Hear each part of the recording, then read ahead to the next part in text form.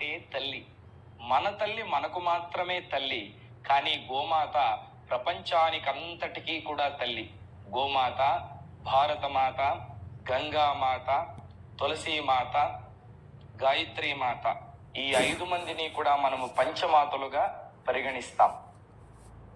గోవుని మాత్రమే గోమాత అని పిలుస్తాం. గొర్రెను గొర్రెమాత అని పిలువం. పందిని పందిమాత అని పిలువం. ఎనుమును ఎనుము మాత అని పిలువం. ఎందుకంటే మన తల్లి మనకు 1 సంవత్సరం మాత్రమే పాలిస్తుంది, లేదా 2 సంవత్సరాలు ఇస్తుంది. కానీ గోమాత మనం చచ్చే వరకు పాలిస్తుంది. ప్రతినిత్యము ఆవు పాలు మనం తాగుతాం, కాఫీలో టీలో వేసుకొని తాగుతాం. పెరుగు, వెన్న, నెయ్యి, ఇన్ని రకాలుగా మనల్ని పోషించేటువంటి గోమాత కంటే గొప్ప దైవం ఎవరున్నారండి? అటువంటి గోమాతను పూజిస్తే ఎటువంటి ఫలితం కలుగుతుంది? ముందుగా గోమాత ఎలా పుట్టిందంటే, పూర్వము కృతయుగంలో దేవతలు, రాక్షసులు అమృతం కోసం క్షీరసాగర మదనం చేసేటప్పుడు మందర పర్వతాన్ని క్షీరసాగరంలో వేసి వాసుకి అనే పామును చుట్టి దేవతలు, రాక్షసులు క్షీరసాగర మదనం చేస్తూ ఉంటే ముందు క్షీరసాగరంలో లక్ష్మీదేవి పుట్టింది.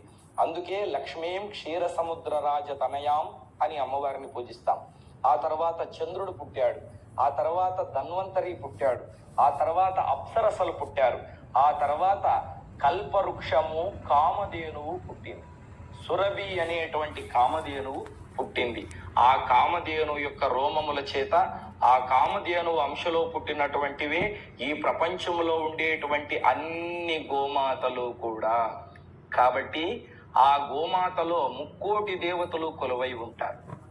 ఒకసారి శ్రీ మహాలక్ష్మి వైకుంఠంలో శ్రీమన్నారాయణుని మీద అలిగి ఒకసారి భూలోకానికి వచ్చింది. ఎక్కడ ఉందామా అని లక్ష్మీదేవి భూమి అంతా కూడా తిరుగుతూ ఉంటే ఒక ఇంటి ముందరకు వచ్చి నిల్చుకుంటే, ఒక ఇంటి ముందు ఒక ఆవిడ జుట్టు విరబోసుకొని భయంకరంగా పేళ్లు కుక్కుకొని కూర్చోంది. చీచి, ఈ ఇంట్లోకి నేను వెళ్ళను అని కాస్త ముందుకొచ్చింది. వస్తే ఒక ఇంట్లో ఒక ఆయన భార్యను పట్టుకొని కొడుతూ ఉన్నాడు. అయ్యయ్యో, స్త్రీలకు గౌరవం లేని చోట నేనెందుకు ఉండాలి అని ఇంకాస్త ముందరకు వచ్చింది. వస్తే కొంతమంది సాయంకాలం పడుకొని నిద్రపోతూ ఉన్నారు. చిచి, వీళ్ళు బద్దకస్తులు, వీళ్ళింట్లోకి వెళ్ళను అని కాస్త ముందరకు వచ్చింది. ఏ ఇంటి ముందైతే ముగ్గు ఉండదో, ఏ ఇంటికైతే తోరణం ఉండదో, ఏ ఇంట్లో ఎప్పుడూ ఆడవాళ్ళు ఏడుస్తూ ఉంటారో, ఏ ఇంట్లో అయితే ఎప్పుడూ గొడవలు పడుతూ ఉంటారో, ఏ ఇల్లు అయితే శుభ్రంగా లేకుండా దరిద్రంగా చెత్త ఊడవకుండా ఉంటుందో ఆ ఇంట్లో లక్ష్మీదేవి ఉండదు. కాబట్టి లక్ష్మీ అమ్మవారు కొంచెం ముందరికి వస్తే